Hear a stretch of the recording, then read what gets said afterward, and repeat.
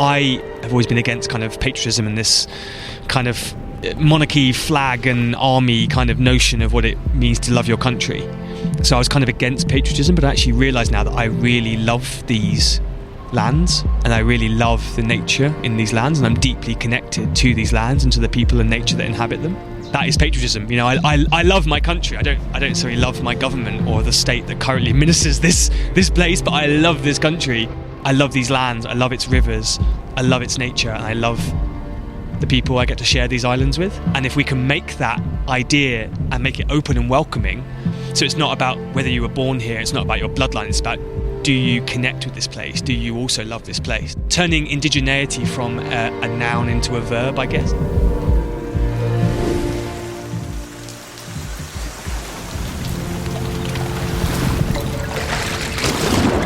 This is an Ocean Mike episode of the Spaceship Earth podcast in collaboration with Finisterre.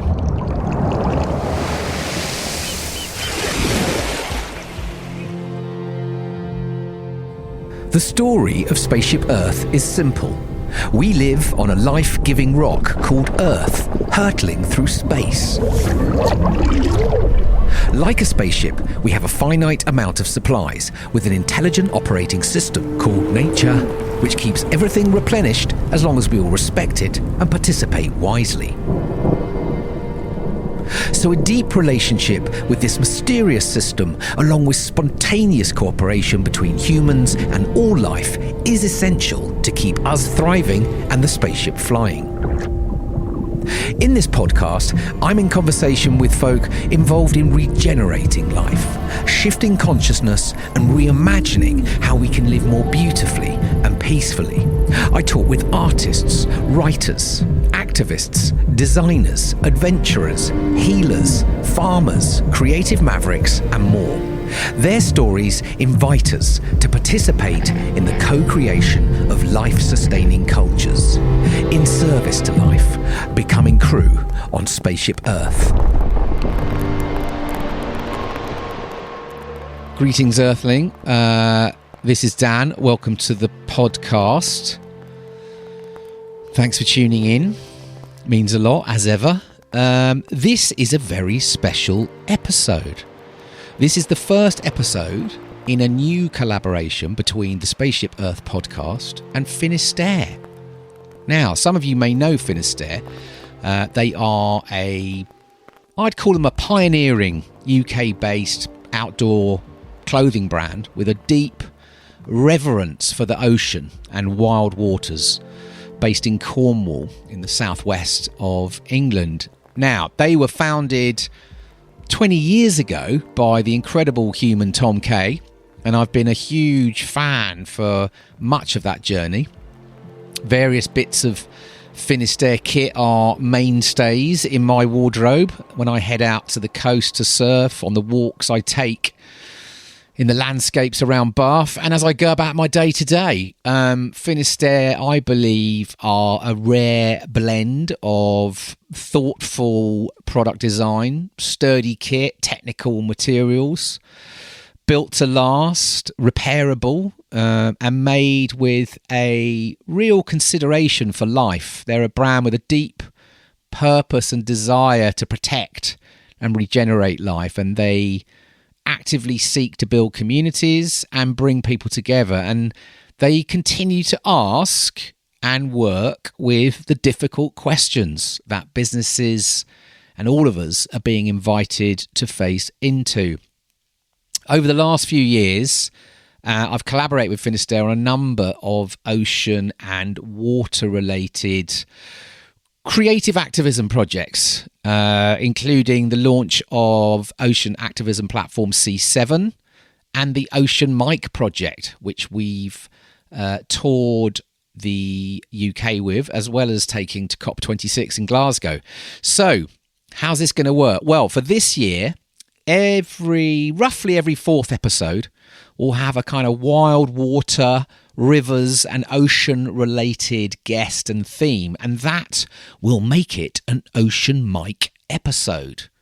Because, of course, all wild waters and rivers eventually lead to the ocean. And, of course, the ocean is the life support system on spaceship Earth, the great big blue beating heart of our planet. Over 50% of the oxygen we all breathe is generated at sea. Every second breath you take is down to the mysterious and generous intelligence of life in the ocean, even when you're sitting waiting for a bus in Zone 4. How rad is that? So, in this inaugural episode, and sticking with Zone 4 in the city, I'm in conversation with Paul Powlesland. Paul is a civil barrister, environmental activist and storyteller. He is a guardian of the River Roding in East London, pretty much single-handedly bringing life back to a part of the river and growing a community of crew, reconnecting to the river and exploring what the legal rights of a river might look like. Because Paul is shaking up what it means to be a lawyer in a time of ecological and climate crisis. And I believe he's in some ways inviting all professions to consider what it means to be of a profession in a time of climate and ecological crisis. After practising as a barrister in London for about a decade, Paul realised the urgent need to create greater respect and protection for the natural world within our legal systems. He founded Lawyers for Nature to represent the natural world and all who are seeking to defend her. He writes and speaks on legal rights for the natural world, as well as representing the natural world in the courts as best he can within the current legal framework, with a strong emphasis on rivers and trees. He has a deep affinity for wild water. He lives on a boat on a stretch of tidal river, and he's founded community project the River Roding Trust to bring life back to the River Roding in East London. So I spent the afternoon walking along the River Roding with Paul before we sat down and recorded this episode, which weaves many, many threads, including what it means to be a lawyer in a time of environmental crisis and how the legal systems are holding back so much vital and urgent work for protecting and regenerating the natural world.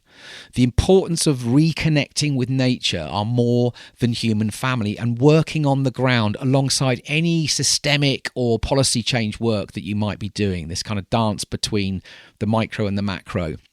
And then this beautiful inquiry into making rivers sacred again and giving them rights.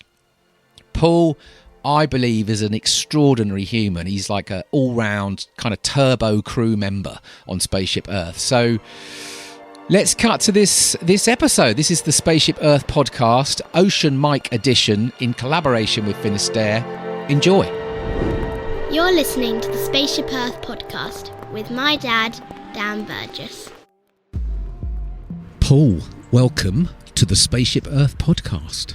Thank you. It's lovely to have you down here on the River Roding. I know, it's like, I'm trying to think, I don't think I've done a river episode. Not at all. No, I'm not sure.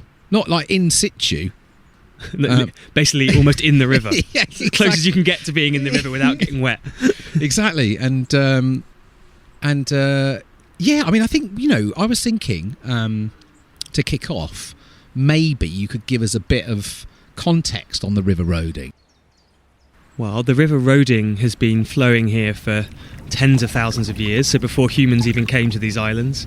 And it starts at a small spring in a place called Molehill Green, which is near Stansted Airport.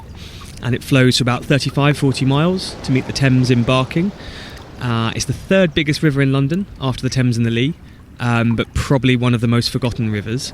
And I live on it on the tidal section here in Barking, where the level changes by about 2 metres at the highest and lowest tides, so it's still quite tidal here. And how I came to be here, slightly long story, I'll abbreviate it. We've got time. I have lived on a boat for 11 years now, mainly attracted on initially by not wanting to rent, and then by being that connected to water and nature, I sort of fell in love with nature and wanted to begin a deeper connection, I guess, with a specific river. And also, before, I was having to move around every 2 weeks. I didn't have a mooring, and that's actually quite stressful. I did it for 5 years, but after a while, moving every 2 weeks for 5 years is quite hard. But normally to get a mooring costs thousands of pounds, so I began looking at maps of rivers in London to find rivers that weren't being looked after or had no one kind of on them, and the Roding really struck out as being kind of the most obvious candidate. It's big enough to get boats up, as you can see. There's my boat there, but it had no one. It's got no river authority in charge of it as such, and was really unloved, and no one had ever lived here before, but it seemed ripe to begin that chapter in its life, I guess. Yeah. And I'm guessing once upon a time, lots of people would have lived on the edge of this river. I should also caveat that. So people have lived on Barking Creek, where there's some big Dutch barges further downstream. But on the river itself, no one's ever really lived here because it's had a lot of industrial traffic. But it's never really been a kind of liveaboard river. All of the things along it were mainly very heavy industry. So across there would have been the Thames plywood manufacturers. There's a giant chemical works slightly further upstream. That there was one of the world's biggest asbestos factories up to the 1970s. There was paints and matchsticks and cars and all different kinds of heavy industry, which largely stopped in the 60s or 70s. And you talk about the river traffic, would that be from the Thames? Would it be sort of... Yeah, so it's actually, in some ways it's quite a good river to access from the Thames, because actually it's the first river on the north bank that you can actually go up out of the Thames. It's navigable. All the others are too small.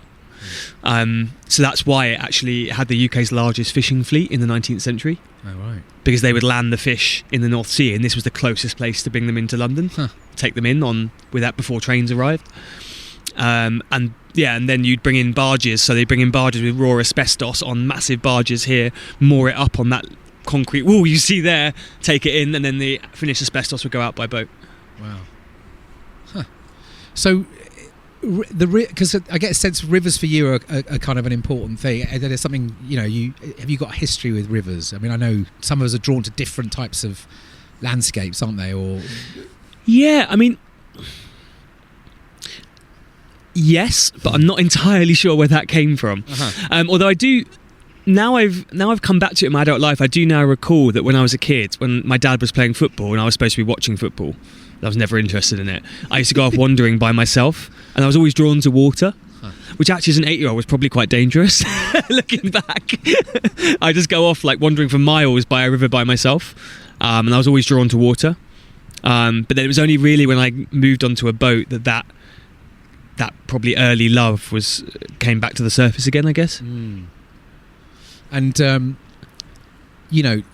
there's a lot going on here. I mean, you just walked me down from Ilford, and I don't know how long the walk was. It felt quite long with that rucksack on, but it's probably about 20 minutes, 25 minutes. But it could feel like a lifetime when you're that close to the North Circular.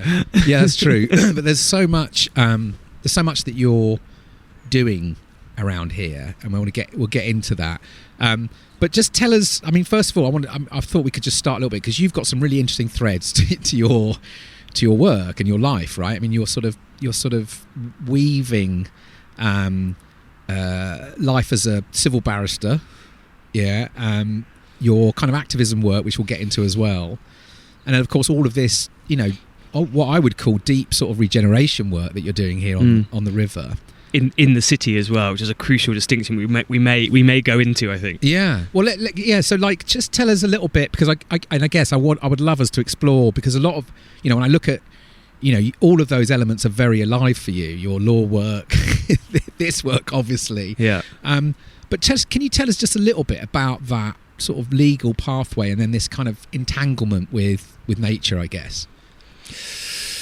Yeah, how do I draw all these threads together? What's that? What were the seeds? Like, how did the? I mean, I think the ultimate reasoning is probably I have ADHD, and that gives rise to a certain amount of magpieing of interest. Just sort of taking anything that appears shiny and just running into it and seeing what happens. And I used to think that was actually unhelpful. And there's the word dilettante, which I think is seen as a negative, where you have lots of different interests that you pick randomly. Yeah. But actually, they call it polymath as well, don't they, or something like that? I think a polymath is a nicer way of saying it. I think dilettante is pejorative, and polymath is the positive way of saying it. But yeah, I mean, I wouldn't be conceited enough to describe myself as a polymath, but I used to think this kind of magpieing of interest was a bad thing, and actually over time I've realised that actually I think it can be a good thing, and that increasingly the different parts of my life and activism are all feeding one into the other, and I'm finding increasingly when I talk about one area I use examples from another to illustrate it and weave them together. I think as long as you have one overarching theme to it, and that overarching theme to me is nature, a connection to nature, a love of nature, and a deep desire to protect and restore it through the law, through direct action, through activism, all these different ways. So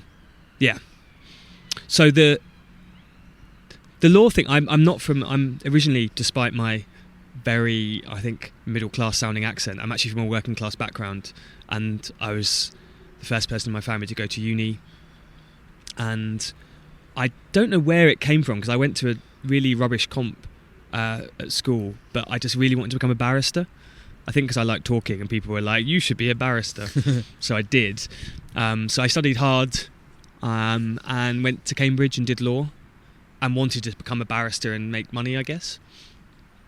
And then something changed and flipped. I'm not entirely sure what that was, but I wanted a venture. And so I began in the boat life, and then a number of different things happened that made me really fall in love with nature. And I think being so close to nature on a boat was a key part of that. Also getting involved in starting in the kind of hedonistic festival scene, and that kind of gradually going over into the more kind of hippie spiritual festival scene, which is about connection to nature a lot of the time. And also really getting into wild swimming. I found out about Roger Deakins' book Waterlog when I was at uni, because he went to the same college as me. Right, great book. Exactly, and that sort of set me on a wild swimming journey, and that was something I would go on wild swimming trips 2 or 3 times a year, just by bike, or and camping. And all of those things really led me to a deep love of nature, which then I wanted to manifest in my legal work. So I was an ordinary civil barrister for like 5 years, and then I posted on a Facebook group for people who love trees about if there was a group for people to give their time for free, for lawyers to give their time for free to help protect trees. And there wasn't, which is kind of surprising. But then I was put in touch with the people in Sheffield who were trying to save their street trees. I remember that. Yeah, it's all come out again this week, because there's now been a report that basically said the council were wrong. Right. Which, of course, everyone knew all along, but wouldn't have saved the trees if the people hadn't. That's when they were trying to. What was they were trying to take down? 17,500 street trees, healthy street trees, because they were basically damaging the pavement slightly. Madness. Anyway, so I represented them and got into this, realising how little protection there was for nature in the law. And then since then, over the last, it's been 6 years now, I think, have been representing people trying to save trees and protect rivers in my legal work, and that led me to founding Lawyers for Nature, which campaigns to bring about the rights of nature and to protect nature in the UK legal system. And the roading, I guess, is a bit of a random adjunct to that. I didn't ever intend it to be a kind of practical laboratory for making rivers sacred and giving them rights and practical restoration of them, but that's kind of what's happened. Talk with me about the sacredness sort of thinking or feeling, or this whole kind of like, because this whole Lawyers for Nature, say, because there's a much deeper. You're working, there's obviously the legal systems that you're working within, but it feels like there's a much deeper pattern to your work, where you're really looking under a lot of this stuff beyond these kind of modern constructs, if you like. What's that? Can you tell us a bit about that? Because I'm fascinated and believe as well, like this, if we're to sort of start to bring life back, we have to look towards the sacredness of beyond the human. But I'm just interesting because if I've seen you use this in writing and stuff as well. But just tell me a bit about that, what that means to you. Yeah, as part of my journey into nature connection, I've also been on a journey, I guess, from being a kind of hardcore Dawkins-esque atheist at university, which is something I think sadly a lot of particularly men of that age slip into. I think it's got a common path, but then heading much more to a pantheist worldview, I guess, of a belief in God or the divine is in all things, including nature, and that nature and the earth is in some sense sacred. But that's been something I've not been discussing that much in the legal world because it's quite a taboo subject. Yeah, I can imagine. I can imagine it doesn't chime well with that. But the weird thing is all law, ultimately, when you dig down into it, is a spiritual, or at least spiritual religious or quasi-spiritual religious question. But the mainstream law has become so ossified in its rules, they just don't really think about that anymore. Now, when we think of, well, basic rules like not murdering someone, or human rights, or a lot of the rules that are encoded in law, at their base, there's a spiritual question there. It's like, why don't we want to kill other human beings?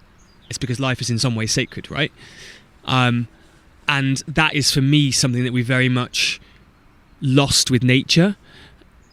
And actually, in trying to get rights for nature, we do need to establish its sacredness again, because ultimately the question is, well, why should we care for nature? Why should nature have rights? Why shouldn't we just exploit nature? And the answer to me, we can give some answers on the way. We can say, well, it's good for humans that we don't pollute rivers, but the ultimate reason is that nature and the earth is sacred, I think. And I think quite a lot of people are starting to realise that.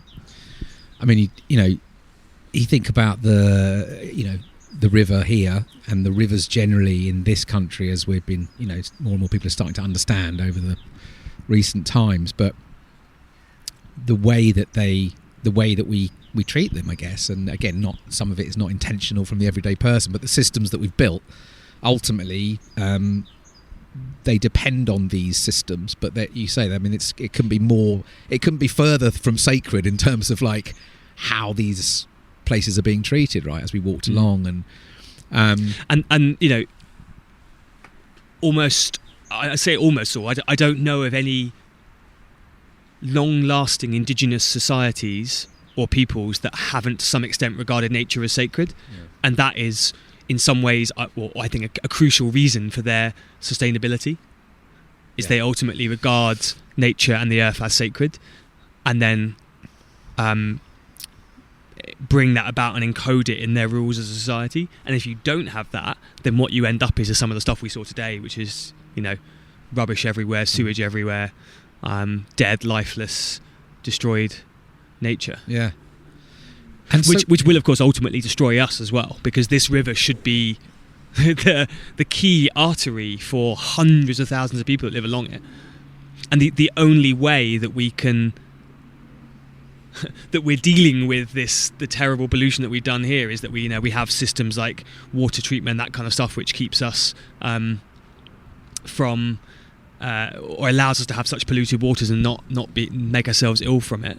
But ultimately, we then have to rely on those systems because the natural world that we've created is so badly damaged and polluted. Yeah, and it's I mean, the rivers are, again, when you talk about the arteries for the places, then they're the arteries of the, of our sort of our ocean, our great big sort of blue pumping heart of the earth. Are all, all these things connect, and it's because sometimes I guess sometimes I find it so overwhelming when I continues to see what's going on. The just the overload. I think there was something in the media this week again about I think it was a UN thing on plastics again in the ocean or something, but it was talking again about the speed we're trying to kind of clean these things up, but the relentless flow now is just so overwhelming. And so this question of like, how do we get to the root of these problems? And how, are you seeing that in the legal work you're doing? Like, because there's a lot of like, how do we stop the stuff happening? You know what I mean? Or how do we clear up things? Or how do we give rights to trees and rivers? But ultimately, there's also like, where is the damage coming from? It's coming from, I mean, to use a pun, so far upstream, isn't it? So is that starting to come into this work? Like, how do we... Well, yeah, I mean, it's something that I'm really interested in, is the relationship between what I call micro and macro activism. And actually, I'm realising that a healthy activist diet usually includes parts of both.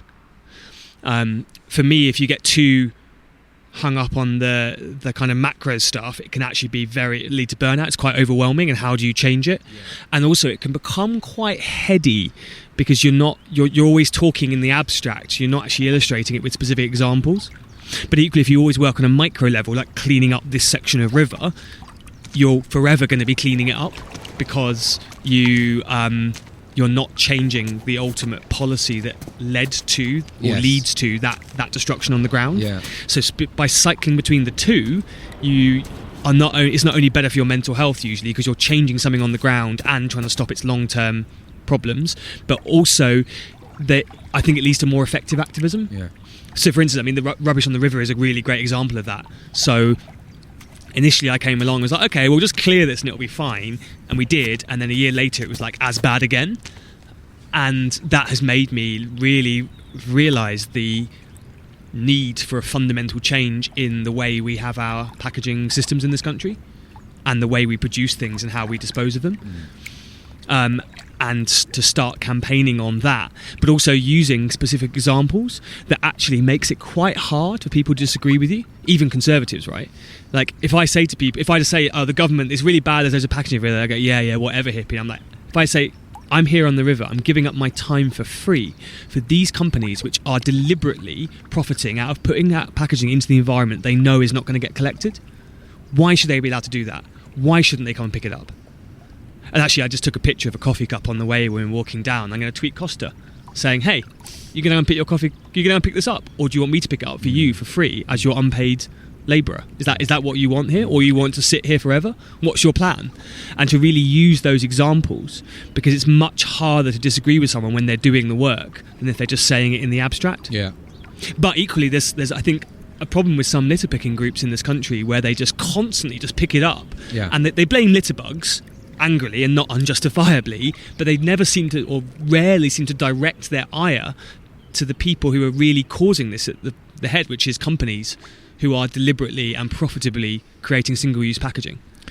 And it kind of makes me think as well, which you were talking as we were walking down here, but like, you say like, people littering and stuff, and it's like, I've often thought that part of that problem is, of course, it's the packaging, but there's a lack of connection that people have to place, right? We, particularly in big cities, because as you said, as we walk through, that access to any kind of nature-based, natural environments is almost impossible. Roads are cutting through everywhere.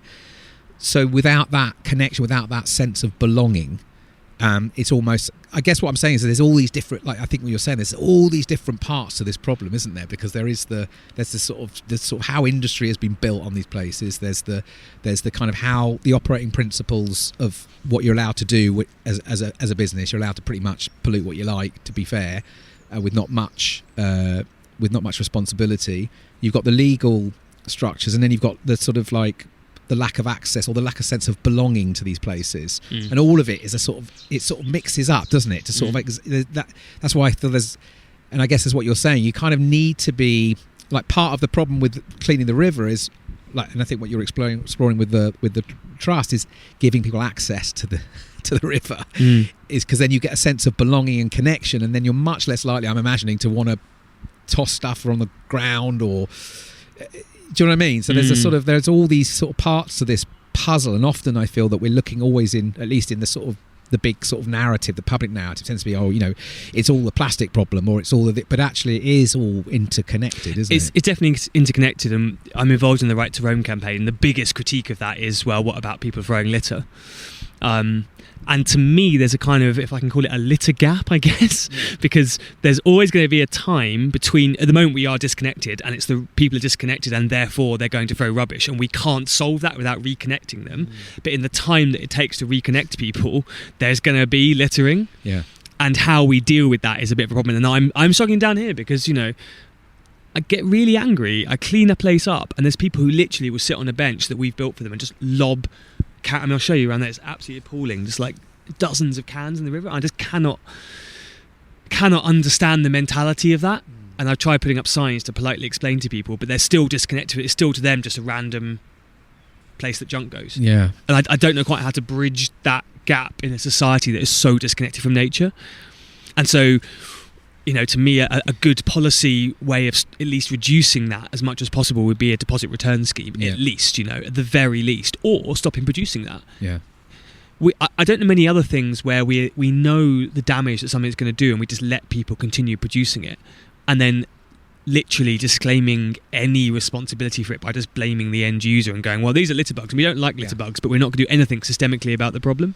As in single-use plastics. Yeah, or cans. Any kind of single-use packaging. Yeah. Like, the producer must have a responsibility for either producing less or having a system where it's going to come back, or there'd be a financial penalisation for it not coming back, or actually picking it up.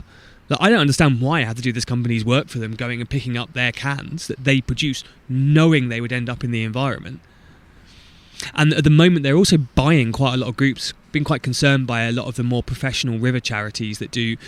I went to a Plastic in Rivers day, and almost the entire focus of the day was on how we can assist volunteer groups picking it up.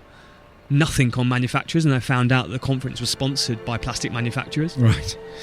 And of course, they love pushing this narrative. We love helping local groups picking out White Rivers. You know, kids with little litter piggers picking out cans. It's like, as someone who does that with a lot of my time, I do it because I have to, because I will not sit here and allow my river to be so disgusting. But I don't like doing it. Yeah, sure. I don't feel like I should keep having to do it, you know? Yeah.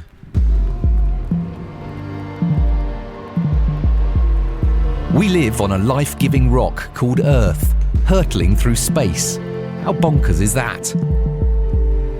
You're listening to the Spaceship Earth podcast, Ocean Mike episode with Finisterre.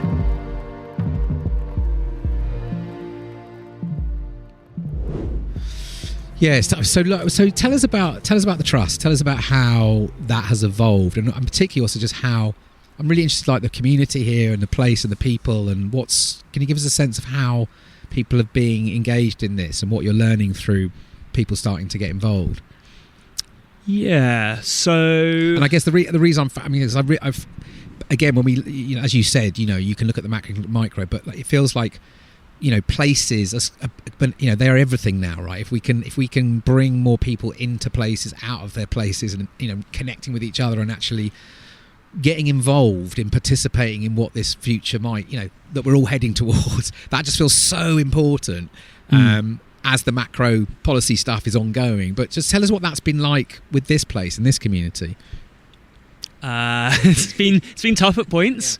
Yeah. This is, you know, Barking is one of the harder places to engage people in green and community work, I would guess.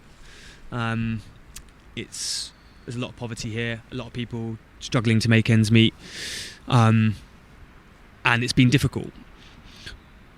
On the other hand, it's starting to make a difference. When I first came here, I had a vague idea that I would start a community of boaters, and instead of the usual mooring fees going to property developers or to the Canal and River Trust, it would go directly into the river. That took a few years to get off the ground, but eventually the River Roading Trust, I set that up with a few other people, and that now leases the river from the Crown Estate, so the river's owned by the Queen because it's tidal. The Queen owns all tidal waters. Is that right? Yeah. Oh, everything tidal. Yeah. Yeah, interesting. So how does that law? What's the sacredness in that bit of law? Well, it's been like that. I think it's since William the Conqueror, they basically just said these are ours. We're going to keep them. To be fair, as someone who's not a massive fan of the monarchy, it's somewhat weird to say this, but the Crown Estate have actually been pretty good. It's much better that it was owned by them than, say, a private developer or even someone like the Port London Authority or the Canal and River Trust. They take a very long-term view of their property assets because they've had it for 1,000 years. They're going to have it for another 1,000, and so they've been very supportive of the project and of the work the trust is doing. So River Road Trust was set up, and then started doing kind of volunteer cleaning days, and then over time it's kind of snowballed, I guess. And the more that we've been able to show the work that we're doing, the more people have wanted to get involved in that. On social media, it's really kind of taken off over the years. The Friends of the River Roading Facebook group was sort of me and about 20 mates when I set it up, and now there's 2,500 people there, and people I don't even know just post pictures of the river and say how much they love it. And this most recent set of volunteer days we just had over the last 5 weeks has been our most intense. So we had one every weekend, which has been pretty exhausting. This is our busiest time of year. It's that late winter is the perfect time. It's the time you can plant trees. All the riverside vegetation is at its lowest. You can get in and get the rubbish out. And we've really smashed it. Yeah, well, I mean, you showed me a lot on the way down. I'm still quite sort of blown away by the amount of work you're doing. Yeah, over the course of the last season, volunteers have probably taken out about 500 bags of rubbish all along the river, planted hundreds of trees. We just planted some willow, didn't we, on the way? Yeah, it was only 2. So it was good though. 2 trees that will hopefully outlive us. Exactly. You know? God, think about that. Yeah, and it's like single-use plastic. Sorry.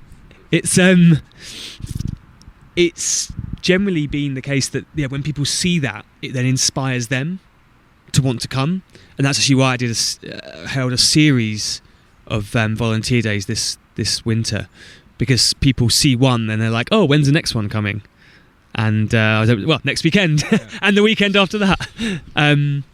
And people are also starting to want to do litter picks elsewhere on the river. So a few people have written in saying, can we do them further up in different places? And we're going to help them and support them to do that. And what are you learning from the community? Are you finding that, coming out, like you say, coming out to clean up, but then obviously there's all these sort of interesting stuff that starts to happen when you've got people together and out in nature, and are you sort of seeing how these connections are starting to open up between people and nature as they're here? Yeah, and I think we were talking earlier about the sacredness of the river, and I also often talk about love towards the river. I think the practical work is a really important way into that. I think if I rocked up in Barking and just started saying the river is sacred and we must love her, people are going to look at me like, what the hell are you talking about? It's that pool guy again. I mean, some of them do still do that. they do still think I'm a bit mad, I think. But it generally gets a better reaction when you're also doing real practical work, because people can't disagree with that, right? Yeah. Everyone loves trees. They don't want litter in the river. And if they can see the practical difference that you're making on the ground, then the messaging around that love, respect and sacredness towards the river is much more easy to kind of bring across. Yeah. And I think in the Facebook group, for instance, I've seen that kind of shift where this was just an unloved kind of nothingness to many people before, and now they're starting to see it as their river, which they love and which they're proud of, and it's really starting to create that change in how the river is perceived. I find this fascinating because, I say again, through my sort of meandering over the years and sort of activism and change and whatever, and it's always what I see is experiential work is where the shifts happen. It's not, like you say, if it's intellectual all the time, it's abstract. It's when you get people, connecting, doing something, connecting with the problem, but also with each other, and obviously with the natural world as well. That feels like where the shifts really start. 'Cause, I don't know, I think we're just, we're beings, aren't we? And we start to feel what this is about as well as think about it. But it's also really important to weave the two.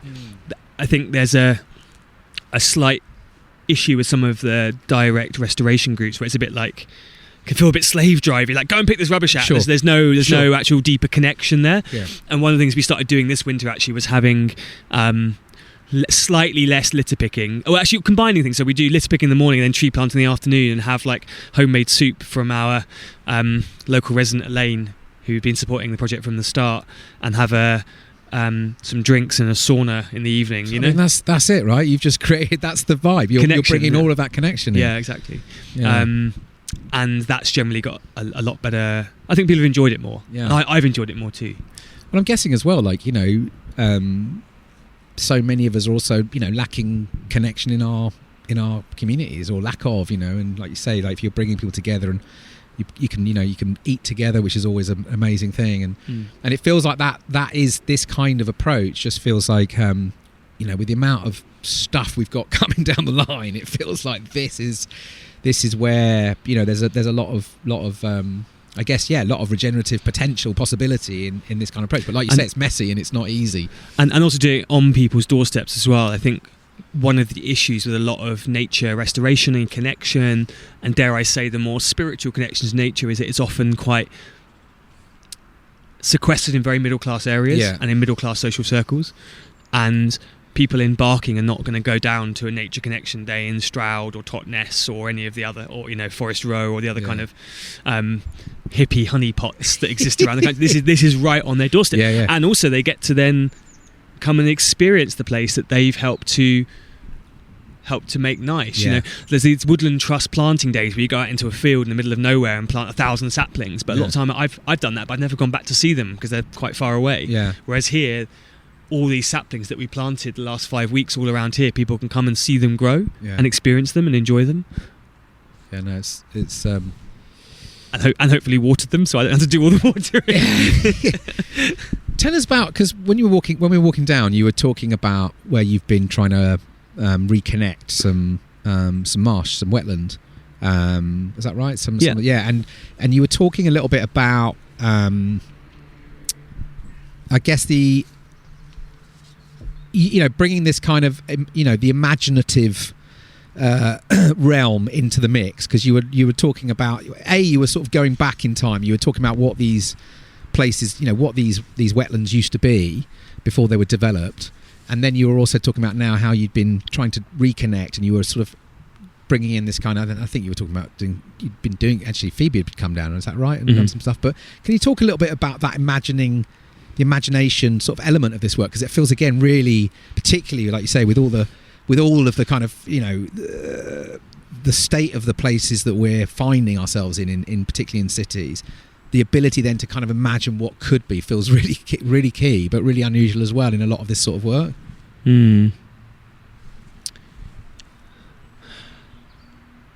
Obviously I think you and many listeners will be aware of shifting baseline syndrome.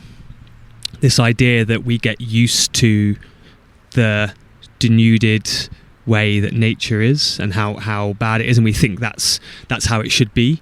And I think a key part of nature restoration is remembering what it used to be and then really imagining how it could be in often a kind of slightly maybe crazy out there way, but like really going for it and trying to make those into a reality.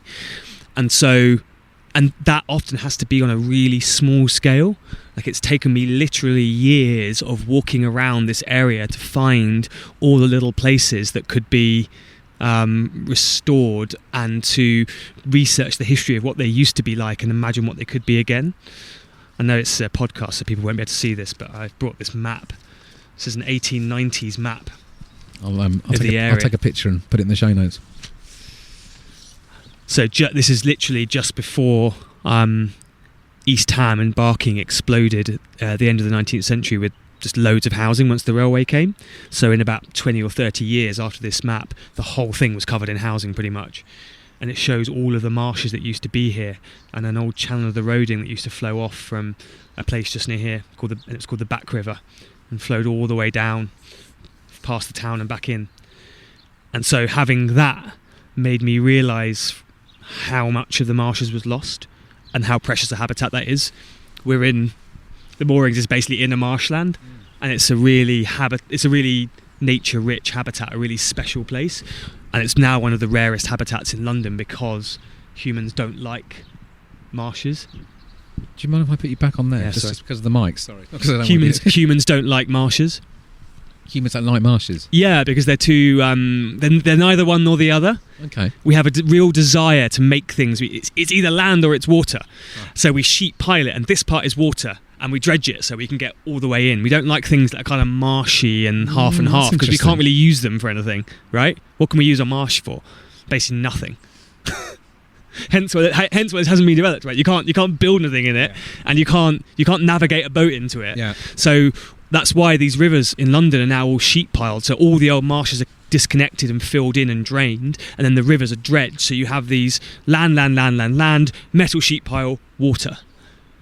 And actually the marshes, as it turns out, were actually not only are now rare, they're some of the richest habitats we have, because nature loves edges, nature loves the messy, nature loves the bits in between. For instance, one of the reasons for the crash in North Sea fish populations is because the baby fish used to come into the estuary and go into the tidal marshes to eat, because baby fish can't exist out in the middle of a sea. There's nothing for them to eat. There's nowhere to hide from predators. So all of these marshes would have been the nursery grounds for fish. And we, in the 19th century, we destroyed most of them and drained them, little knowing that actually we were destroying huge amounts of fish population, etc. So bringing back those little edge parts feels really important. So finding out where they were on the map, and then working out which ones are still there, and then trying to find ways to restore them, bring them back into life. So for instance, further up there's a golf course in Ilford, and I just looked at it, I was like, the river Roding runs through it, but it's embanked to protect a golf course from flooding, and there's a huge area of green right in the centre of Ilford, one of the most nature and wild deprived parts of London, with a very poor and very, very poor population that needs that access to wild space. And this golf course is owned by the council, and I just started thinking maybe should just start suggesting to the council they just turn it into a wetlands. And I seeded the idea a few years ago, and that keep coming back to it, and now we're having a meeting to actually maybe try and make it into an actual plan. Amazing. And there's an area over there we walked past where there was a waste ground with just some brambles and loads of scrap metal, and over the weekend we cleared it with volunteers, tons of scrap and metal and plastic, and planted a couple of 100 wet trees, willow, alder, poplar, aspen, in there, so it will become a wet forest, hopefully in a few years' time. And the back river, I was in a local plan meeting with the council, and they were talking about wanting to reconnect East Ham to the Roding, but there's a giant motorway in the way. And I was sat there in the meeting being like, I'm sure I've seen on that there's already a channel of the Roding, and I went back to the maps and saw the back river and decided to go for a walk along it, trespassing, just jumping over fences, climbing over barbed wire, and realised that actually the entire route of the back river it's filled in, so the river's completely gone, it's a ghost river, but it still hasn't been built on, so it could be redug and brought back to life. So I took all photos of it and then did a Twitter thread which went quite viral, and people shared it, and then at the bottom just said, email the council and say you support the proposals to bring this back to life. And apparently they had probably too many people doing it, and they got a bit pissed off with the amount of people who emailed in. They were like, we get the message, you want the back river back, and hopefully that will go in the local plan, that should become a thing. And that deep connection to the place, to know what's there and how the river works and how all these spaces work, and that nod towards history about what used to be here, and working out how things can be reconnected again and what fragments remain, feels really important in an area like this.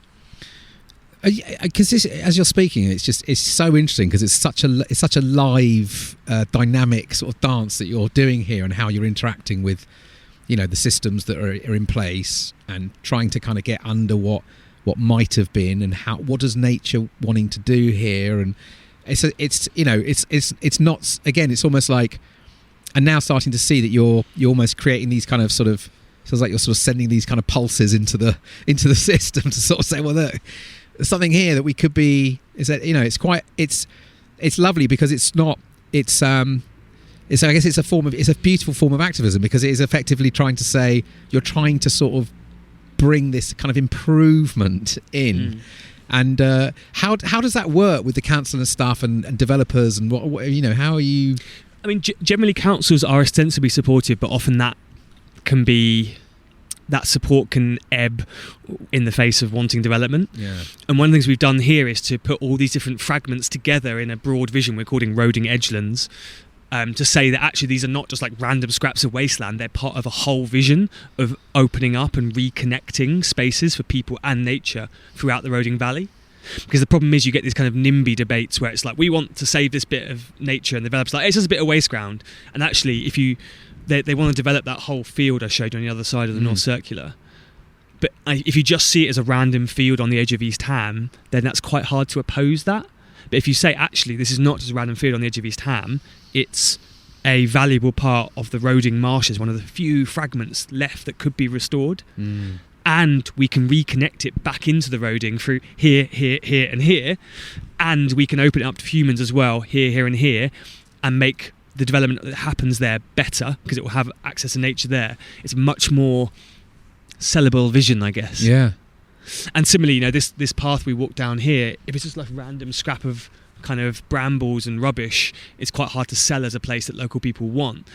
We've cleared some of the brambles, not all, because we've left some of them for habitat, but we've cleared some of the brambles, planted up, so there's going to be every native tree along here, cleared the rubbish, and we've turned what was a kind of bit of unused waste ground with rubbish in into a kind of linear park and local nature reserve for free and with no permission. It's just there, and now people can enjoy it. Yeah, we need more of that. And you were saying, wasn't it? You said you discovered that there were how many 40 odd native tree species in this country, and you've planted them all. Well, yeah. So I'm sort of positive impulsivity, I guess. I was at my friend's in New Year and just reading a book about native forestry and found there's between 30 and 50 native trees, depending on how you define native. Like, do you include elm and sweet chestnut, for instance? And just impulsively decided that actually we could just have all of them embarking along this one path, so local kids can come and see all the native trees in one place. Amazing. And I literally went online there and then and spent £300 of the trust money buying all these trees.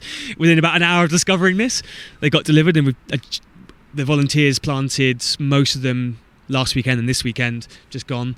And then I finished off the last 20 yesterday, so they're all in now. I know. I think you showed me most of them on the way through. Yeah, exactly. Amazing. And when they come out, I'll be able to identify them from their leaves. And as I say, there's not many places in London where you can see all of the native trees. And yeah, calling it the Barking Arboretum to give it a fancy name. Beautiful, I love it. And again, that cost very little money, sort of 400 quid and a bit of labour to create something magic. A lot of this stuff is not necessarily hard. Just takes a bit of thought. Is it on that? Is it, with your putting your kind of legal sort of head back on? Is that? I guess you must see in your legal work, particularly when you're looking at the rights of nature stuff, that you can see where the solutions, where you can probably tackle a lot of this stuff, like you say, like you're doing here. But I guess you also see how the legal system makes a lot of this quite simple stuff unnecessary complex in terms of decision making, that it either is going to destroy nature or improve it. I guess there must be a lot of complex law which actually, as you can see, is actually quite simple to sort out on the ground. Is that right to say? Yeah, it definitely is. And one of the things that has helped this project a lot is a kind of flippant attitude towards unnecessary bureaucracy. I'm very much into the idea of, as long as you're doing something positive, to plant and be damned almost. I mean, technically, I don't own that land. We planted trees on. I didn't ask the landowner's permission.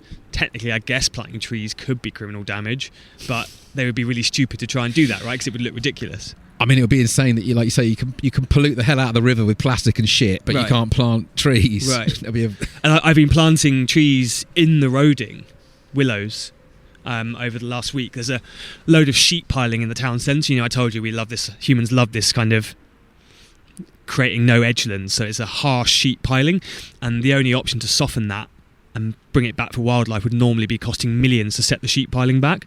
But I've taken massive cuttings of willows, sort of 3-4 metres in length, and gone down in my raft and planted about 30 of them alongside the sheep piling. That probably should need Environment Agency permission, but I'm damned if I'm asking them for it, because if they try and prosecute me for planting trees whilst letting Thames water pollute the river, they'll look ridiculous, and they know that.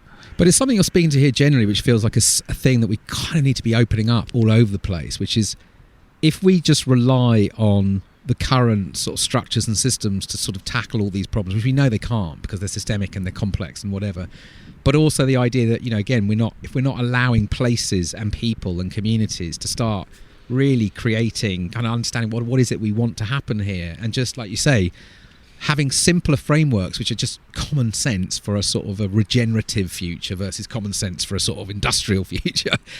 It just feels like this stuff has to start accelerating everywhere, because if we rely on these, the I guess the existing legal systems for all of this kind of shift, which is, like you say, it's just how do we bring life back to here? Are you sensing, like, again, from a sort of legal perspective, are you seeing that this, the work you're doing, Lawyers for Nature, are you seeing this shift in law coming or not? I'm seeing it coming politically and activist-wise, but not legally. The law is really wedded to property rights. It loves property. It's basically the reason it was set up. Its raison d'etre is to protect property rights, and it will protect property rights in favour of almost anything else, including human life. It was really obsessed by property rights. So the problem is nature is often at odds with those, and the protections for nature almost always take second place to property, and there needs to be a fundamental shift. And yet property can't exist without healthy natural context around it, right? Right, but this is the problem we face. And I mean, I'm also a climate activist as well, and I see that in the legal profession, of we need to protect the rule of law and property rights. It's like none of that's going to exist if we allow the climate crisis to spiral out of control as it is. But I think lawyers are often very smart in their specific area, but very bad at systemic, imaginative thinking. I'm often surprised by this, because I'm like, senior lawyers and judges are far more intelligent than me, and they can read. So why they haven't read the reports about climate change and tried to do anything about it, I don't know. And the only thing I can think of is that, it's a certain type of intelligence that's very intelligent within its own bubble, but completely unable to think outside of that and to think creatively a lot of the time. And that feels like a sort of ecological intelligence, or systemic intelligence, all these kind of things the lacking in our culture is because we're not educated or pulled through systems that are encouraging that kind of intelligence to be developed in us. But I think humans we have it in us, right? It's there. We have it in us as children. It's there, but it's somehow in this sort of in this kind of industrial sort of command and control sort of world, it's we get that sense of power, I guess, of over these systems almost. And I guess the legal structures and the systems are still in that kind of that way of thinking. Because you had this very much so in the old paradigm way of thinking, and I don't quite know how to bring them out of it, because the people leading that system, more than almost any other profession, are old and of a certain mindset, and very invested in that system. They are the elite, and they won't want to change the system because it ultimately, the moment, empowers them. Because I guess you mentioned the climate work, and I think it was last couple of weeks I was seeing that some of the Insulate Britain and Stop Oil protesters, I think it was something like, I mean, you'll know this, but is it the fact that they were being basically banned from actually telling the jury why they were doing this work? I know quite a lot about this, because I've been involved in this activist-wise. Yeah, right. So I mean, could you just talk? Because that seems really disturbingly dangerous, this kind of stuff that's going on. Yeah, and what it is, we're left with jury trial is something which, if they tried to introduce it today, would never happen. They would never give ordinary people such power over the justice system. So obviously you probably know how jury trial works, but something that people don't often know is there was a case in 1670 called Bushel's case, where a group of I think Quaker preachers were preaching on the street, which at the time was illegal because only the C of E could preach, Church of England could preach. And they were arrested, and in law they were clearly guilty of the crime, but the jury didn't want to convict them because they felt that crime shouldn't exist. And the jury basically refused to return a verdict of guilty, and the judge locked the jury up in prison until they came back with the right verdict. And Bushell's case was the foreman of the jury basically did an action for habeas corpus to say, release me because I'm being unjustly imprisoned because I'm a jury member and I'm free to return that verdict, and the courts agreed with them. And from then on, it has been a rule in our legal system that juries are free to acquit on their conscience. They don't have to justify that decision to anyone, and it's not appealable. Now, it doesn't sound that big, but actually, when you think of the impact that rule potentially has, it's massive. It basically gives ordinary people a veto over any criminal law. And so, for instance, it was actually one of the reasons that although people keep harking on about the death penalty is very unlikely to come back, because if it did, loads of juries just wouldn't convict people of murder because they wouldn't want people to be executed. And in climate terms, it has a very interesting end result, which is if enough people decide that they will not convict for people damaging the properties of oil companies, that property becomes basically unprotectable by the state. Because every time someone smashes a Shell petrol pump, if a jury refuses to convict them, then people get away with it. Right. And I think we are rapidly heading to an inflection point where people realise that the actions of the fossil fuel companies are so bad and with such negative consequences for us all that they are reluctant to convict people of such crimes. Yeah. And we saw over the last couple of years, we've seen a number of cases of climate protesters being let off by juries, and basically the judiciary is now scared. Yeah. And their options are to either try and stop this happening, which is what they've been doing in Insulate Britain cases, or to abolish trial by jury. And so what they've done, a judge called Silas Reed in the Insulate Britain cases has made a ruling that people are not allowed to refer to climate change or the motivation for carrying out these protests. And if they mention climate change in court, he will fine them in contempt. So how is that possible? Because surely that's the whole. I mean, that's why they're there, right? I mean, that's like going into somewhere and I guess and defending yourself and not being able to mention. Their reasoning, the legal reasoning is that the judge gets to decide the law and the jury gets to decide the fact. The judge has determined that climate change cannot be a defence for these actions because that's the law. And therefore, under his case management powers, he will forbid people mentioning something that is not relevant. But it's a bit of a stretch. And to most people, it would look very unfair to say you can't even mention the reason that you didn't act in case the jury decide, actually, we're not going to convict for that. And so on Friday, I was in court when 2 Insulate Britain protesters were sent to prison for 7 weeks. Not for the protest, not for sitting on the road, for mentioning climate change in their trial. As the reason why they were doing this. Yeah, and I think that's an outrageous attempt by the judge to impinge upon one of our most important and ancient liberties. One thing I do want to mention, there's a really important way that ordinary people can push back on this action by the judiciary. Remember yourself and tell your friends, tell your family, tell everybody you know, if you are on a jury that is trying someone for a climate-related protest, the judge may well have said to them in private they cannot mention the motivation for it in front of the jury, right? But if you are on a climate change protest case or any case involving peaceful climate activists, you have a right to acquit them on your conscience. You do not have to justify that, and you will never be asked your reasonings, and it cannot be appealed. You have the power to find them not guilty.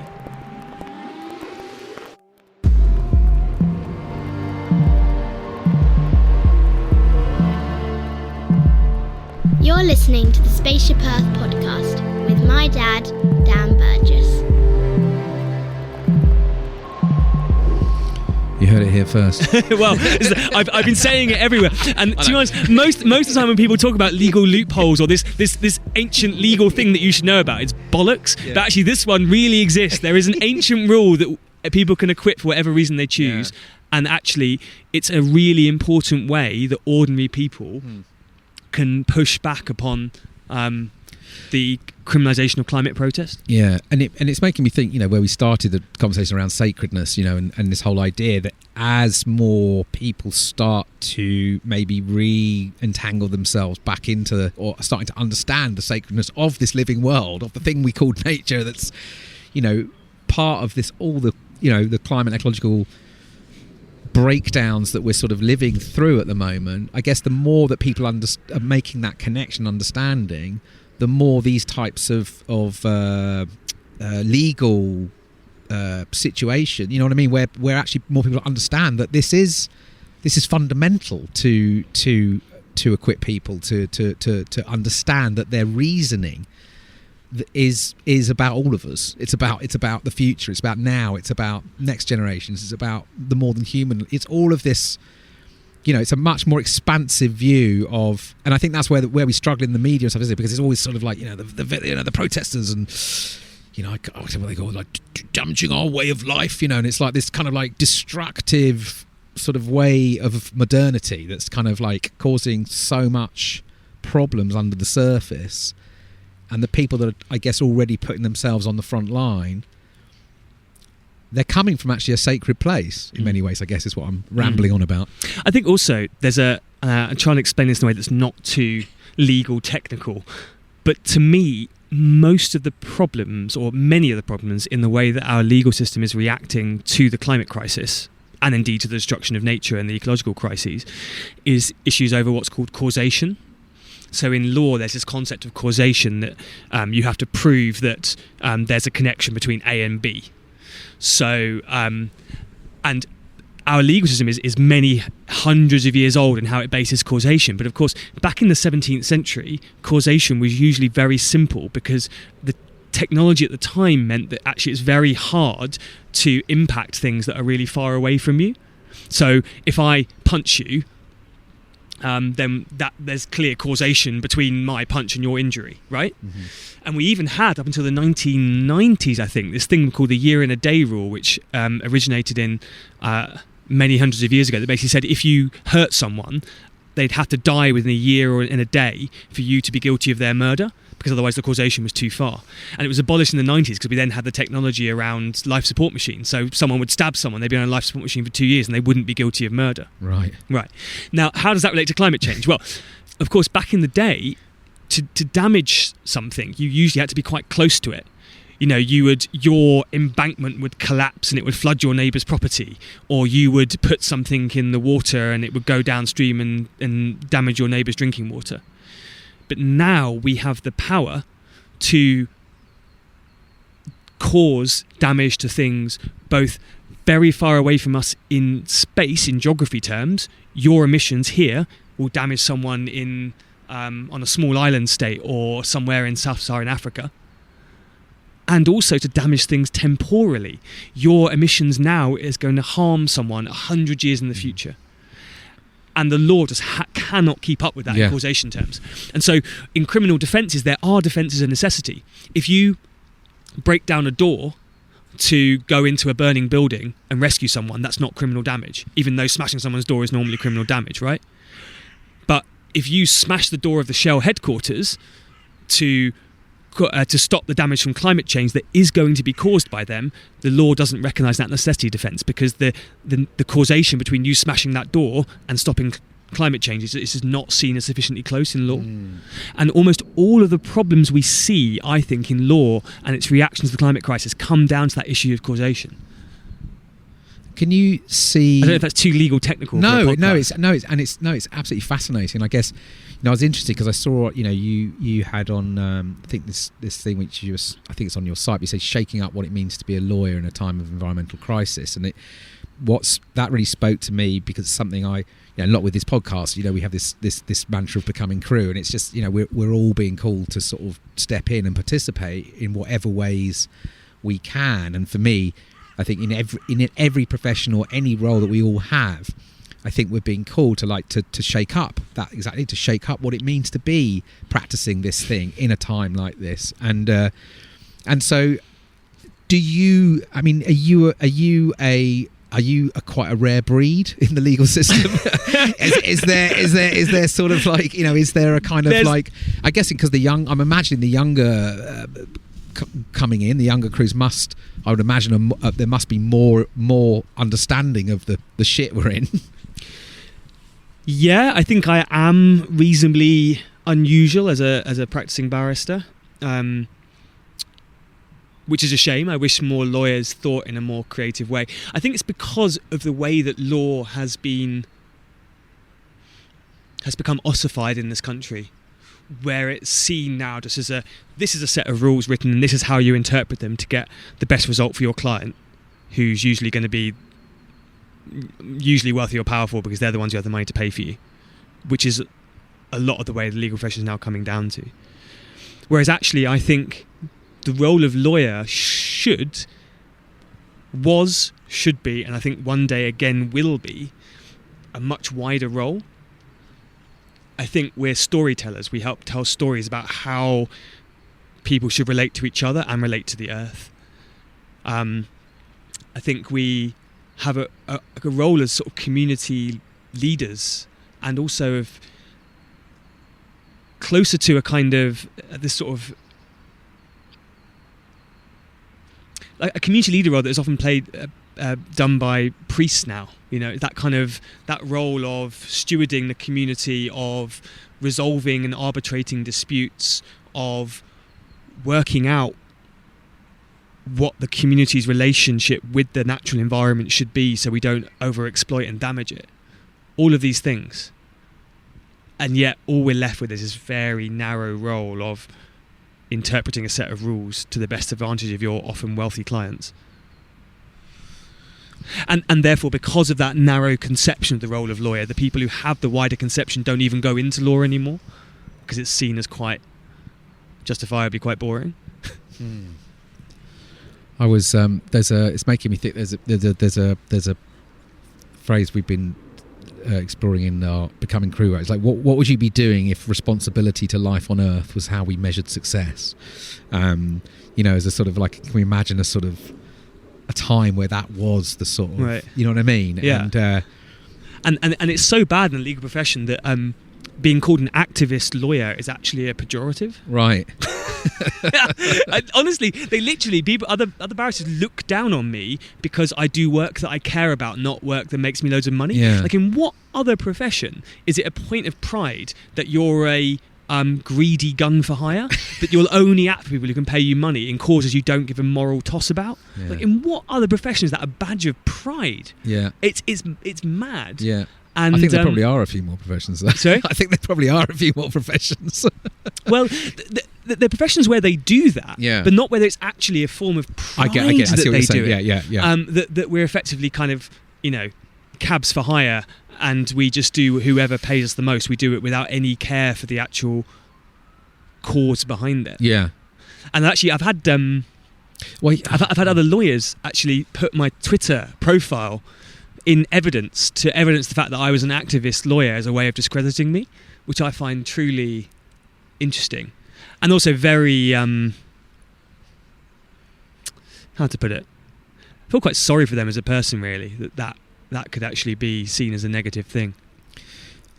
Yeah, it's reminding me a little bit as you're talking of this. I think this is a Joanna Macy phrase, but she has this question again, which we work with a lot in our thing, which is what happens through you.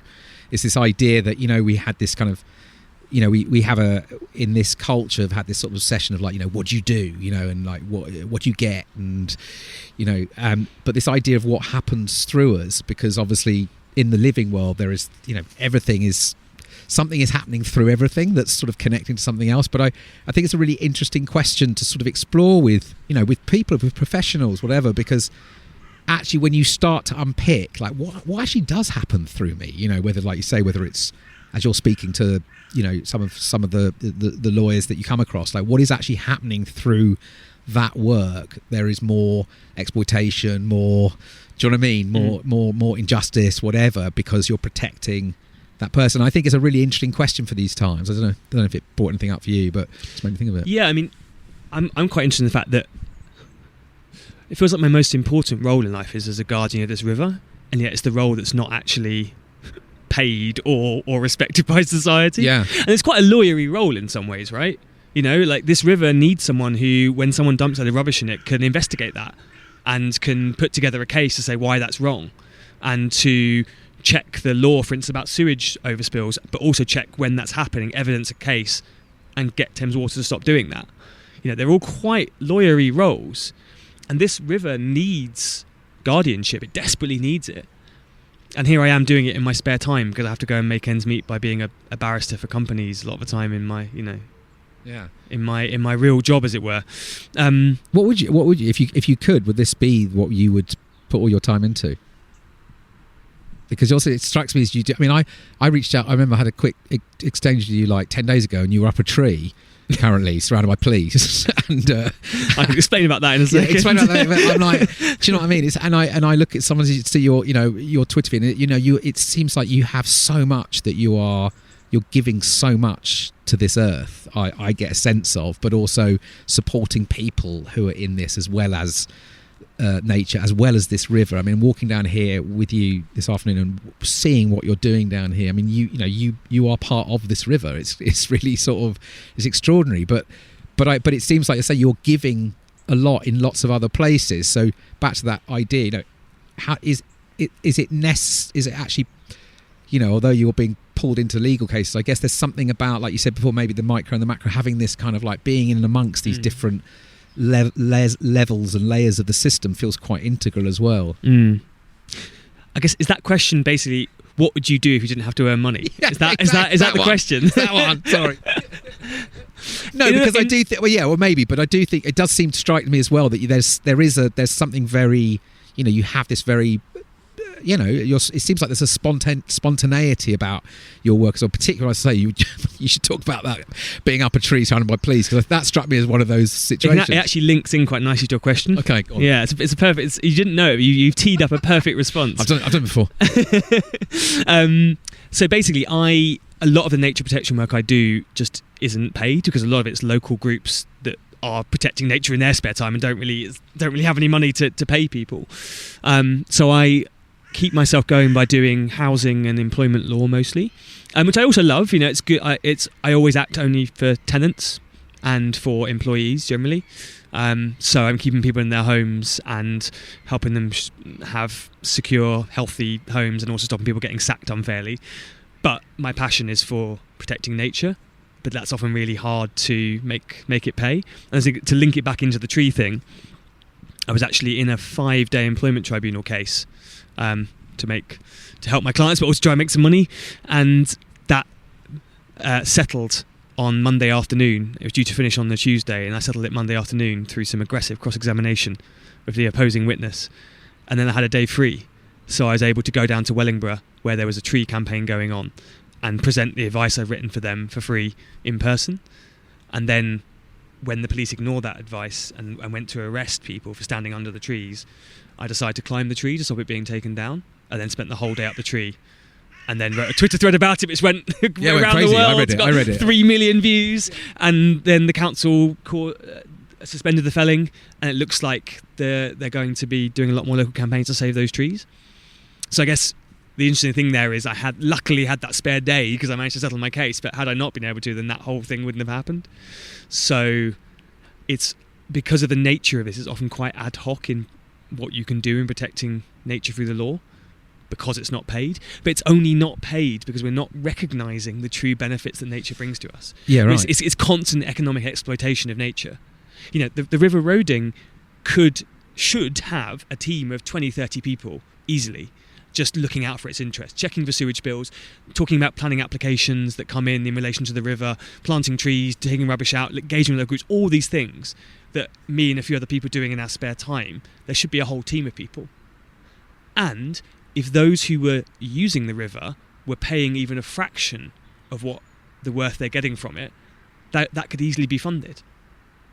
But all these companies are expropriating the river for nothing, and then leaving those who are trying to protect the river to work for free in our spare time on a shoestring.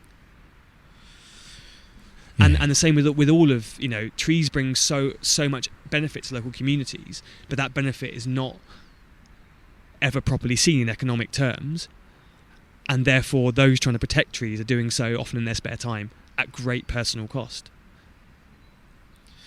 And it's not like this everywhere, is it? I mean, I get the sense with trees particularly. I mean, my understanding of our evolution is our evolution. The humans are the babies, the trees and the plants were here way before us. They're the sort of like in many sort of indigenous cultures, the elders and the intelligence. But we just have none of that here, do we? It's like it's just this idea of the idea that that there is, I guess, back to the sacredness question again, isn't it? It's just they're seen as things that you can just. I think we do have it. I just don't think it's currently represented in our political, economic, and legal systems. Yeah. Actually, I think love of nature and love of trees is something that is actually buried deep in a lot of people, and it's something that often crosses political boundaries, and actually I think could be a crucial way of bringing people together who are divided over culture wars. But it also like I found in Wellingborough, for instance, going up that tree, I only got about, I'd say 0.1% of comments were negative. Like, get a job, get that out of the tree, you twat, that kind of stuff. Most of them were really positive, and that goes across political divides. I got a positive write-up in the Daily Mail, that doesn't normally happen. And I think in cases where you see trees being threatened, like in Sheffield, people of all different kinds rose up and refused to accept it. And I think it speaks to a very deep love and connection that people have, particularly towards trees, and their willingness to fight for it. But that is just currently not represented in our political system, but I think could be, and I think also could be a very fertile ground for that. Yeah, and probably involves taking politicians and business people and stuff and getting them out to the woods and the rivers to kind of like connect with this stuff more deeply, right? I think that's part of what's missing from all of this. Is that we're making laws and decisions and stuff in abstract, disconnected places of power, where we're not really, again, back to the causation, I guess, in some way, of what actually happens when we're. I think it's also, I agree, and I think it's also incumbent, particularly upon progressive people, to really think about the way that they're communicating this love of nature to everyone. I, as being someone who's reasonably left-wing and progressive, have always been against kind of patriotism and this kind of monarchy, flag and army kind of notion of what it means to love your country. So I was kind of against patriotism, but I actually realise now that I really love these lands, and I really love the nature in these lands, and I'm deeply connected to these lands and to the people and nature that inhabit them. And that is patriotism. I love my country. I don't necessarily love my government or the state that currently administers this place, but I love this country. I love these lands, I love its rivers, I love its nature, and I love the people I get to share these islands with. And if we can make that idea and make it open and welcoming, so it's not about whether you were born here, it's not about your bloodline, it's about do you connect with this place? Do you also love this place? Turning indigeneity from a noun into a verb, I guess. Indigeneity in the UK is justifiably often used in a bad way, in a quite a racist right-wing way. But what if we were to instead define it as a way of being here, as a process? So no matter where you're from, no matter where you were born and what your passport says, do you love these lands? Do you connect with them? And do you wish to protect them? That for me is the form of indigeneity and of a form of patriotism that I agree with or feel. Yeah, and it's beautiful, and it also just makes me think again about how for that part of that is then we're back to access and opening up and connection, because creating that sense of relationship, that deeper relationship with the landscapes in the place you call home, requires you to be able to touch and feel and sense and experience and connect with life. And again, so therefore the work like you're doing here, trying to open these places back up, trying to help people, feel their way back into this indigeneity, because that feels where there's disconnection that's happened over the decades of we've been removed from these lands in some ways. I think people should start challenging politicians when we hear all this kind of guff about loving your country.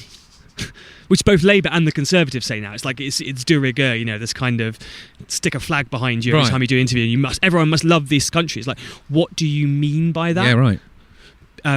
What do you mean by loving this country? How can people love a country where they're excluded from 92% of the land and 97% of the rivers? And how can you say that you love this country when you allow water companies to pour shit into its rivers for profit? to make billions of profit?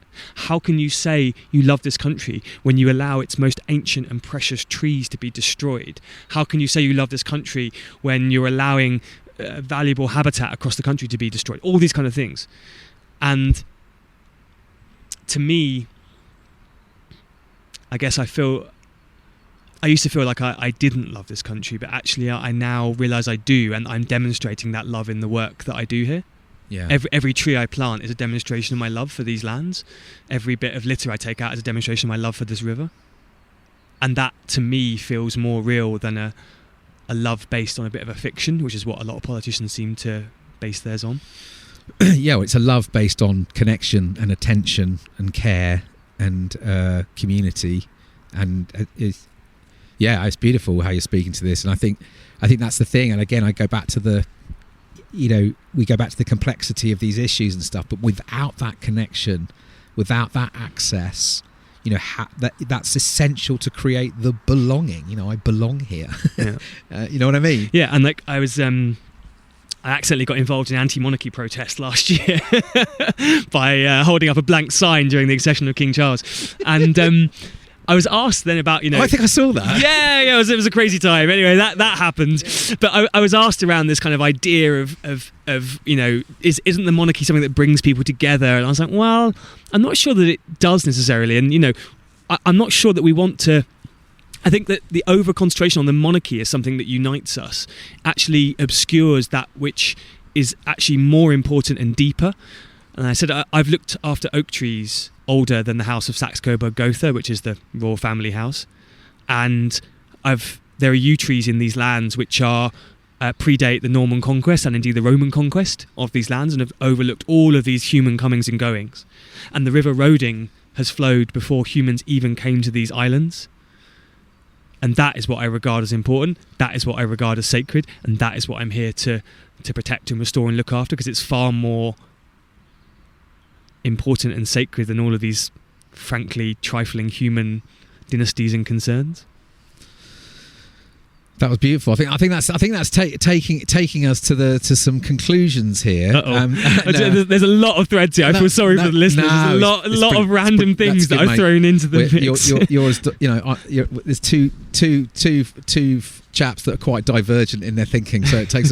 But no, it's been amazing. I think there's so much in what you're doing, and I guess there's a couple of things. One was like, when you look at here now on the road in where you are, what is this when you sort of imagine into the future? What are you seeing? What's this kind of future for here that's alive for you? Give us a glimpse. Mm-hmm.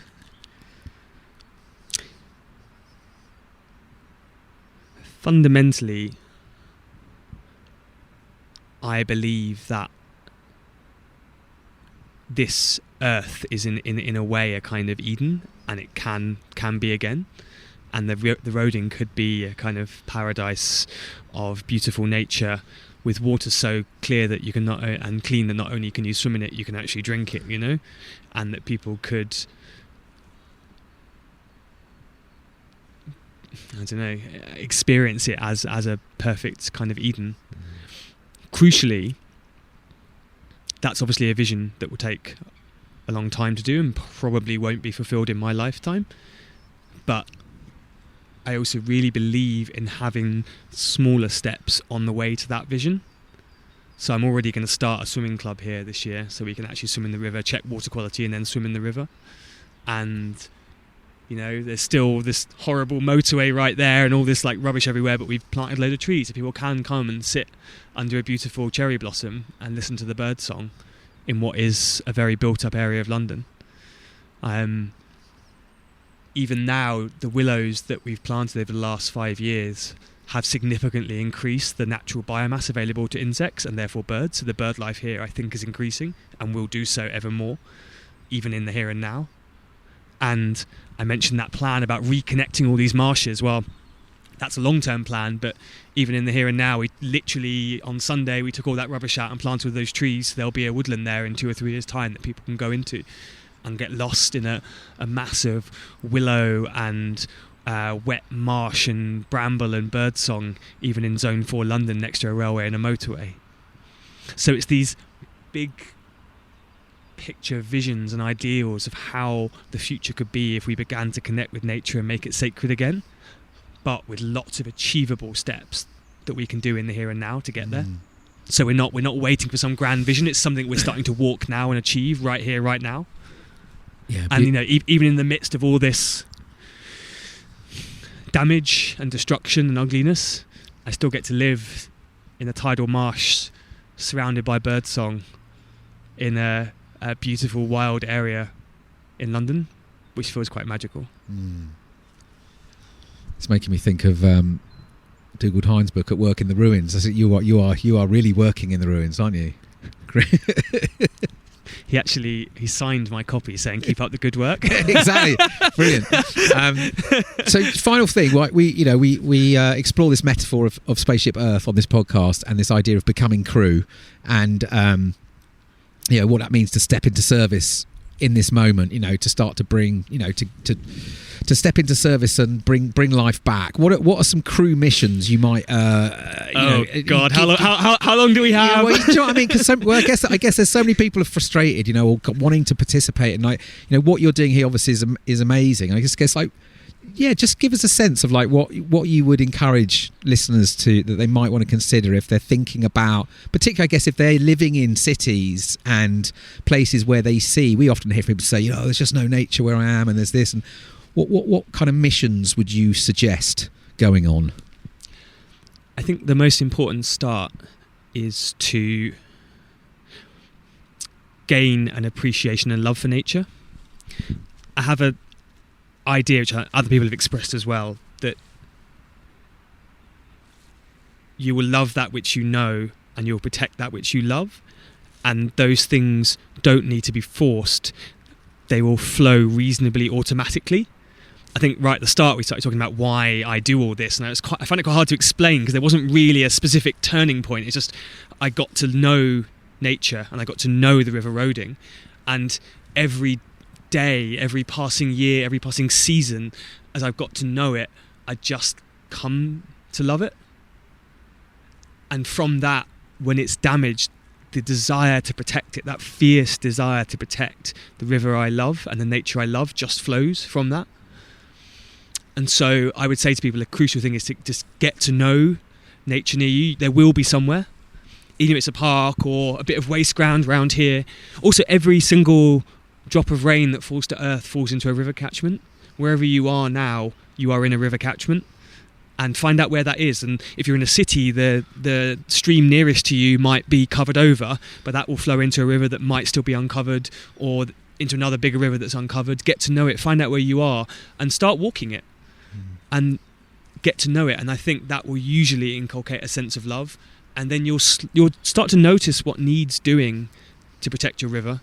You'll see the rubbish, so organise a litter pick to get rid of that rubbish and start campaigning to stop it being put in. Is there a lack of trees along your river? Maybe it needs some willow planted along there. Do you have... Well, I think almost everyone has favourite trees that are just part of their life, that if they came home and find them as a pile of logs, they'd be devastated. So investigate, does your tree have a tree preservation order on it? And if it doesn't, then apply for them from the council, which anyone can do. Find your top 10 favourite trees, check if they're protected, and go and get them protected if not, so that you don't come home one day and find something that is so important to you just destroyed. Does your river have bad sewage problems? Find out where the outfalls are and start campaigning against the water companies who are polluting them. There are so many things happening on the Roding that I only really found out about because of a deep knowledge with it. I was walking along the river with a poet about a month ago, and I just happened to go past an outfall at the moment it started spilling raw, steaming sewage into the river that had been happening, I think, for months, but I just never noticed it.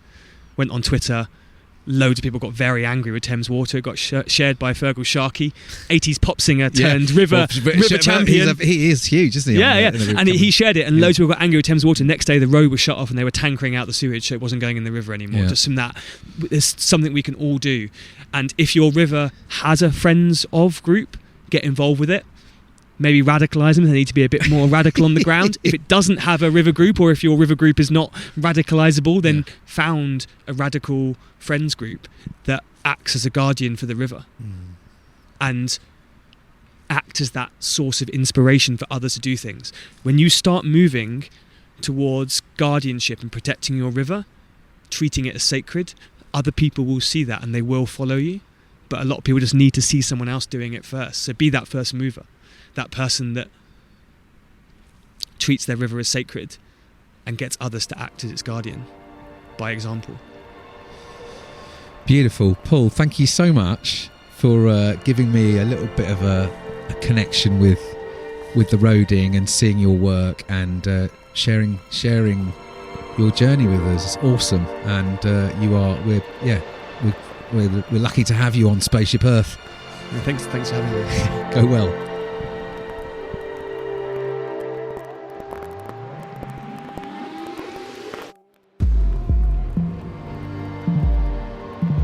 If you've appreciated listening to this podcast, would you consider sharing it with a friend or leaving us a rating or review via your podcast provider?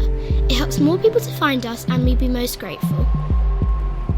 So I hope you enjoyed that conversation with Paul. If you're inspired by Paul, which I find it hard not to be, as he says, become a guardian of your local river or patch of trees. Get out there, day in and day out. Begin to know deeply these places, what they might have been in the past, what they could become in the future with our stewarding care and imagination.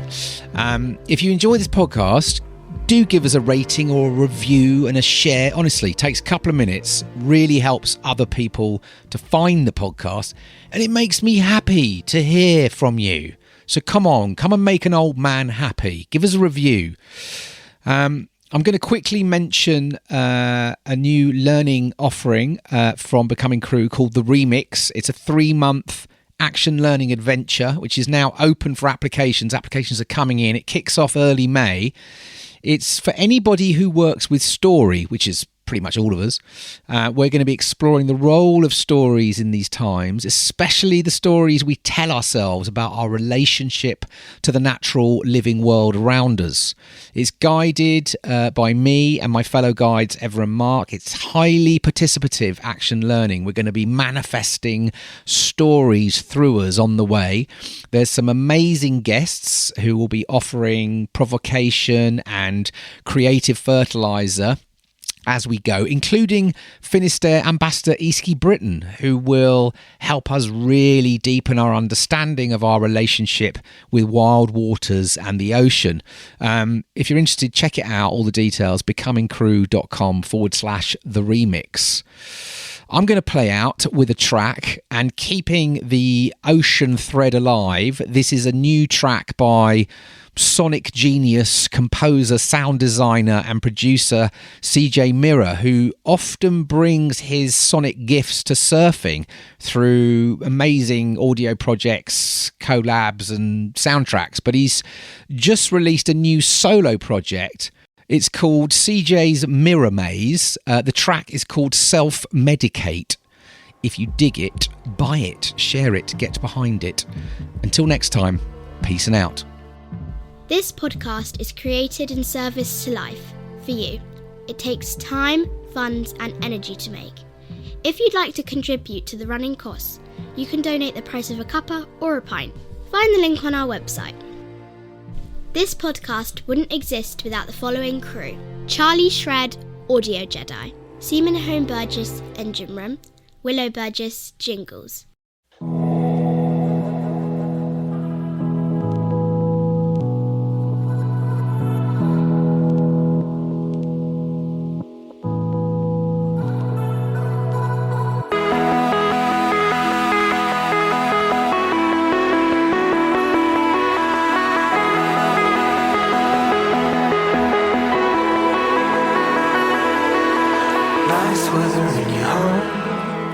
Doesn't matter if you're all alone. Blue light on broken phones. Well, I won't let them follow you. Birds flying in the cage. We're gonna self-medicate. Birds flying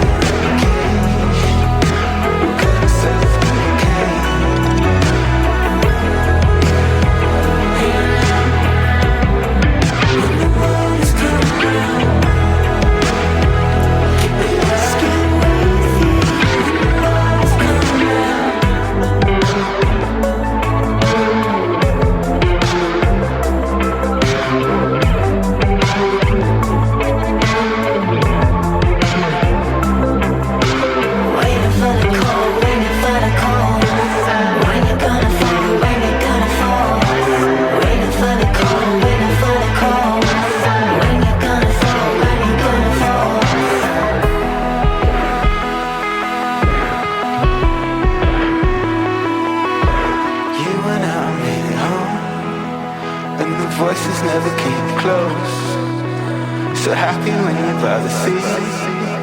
Oh, you never felt so free.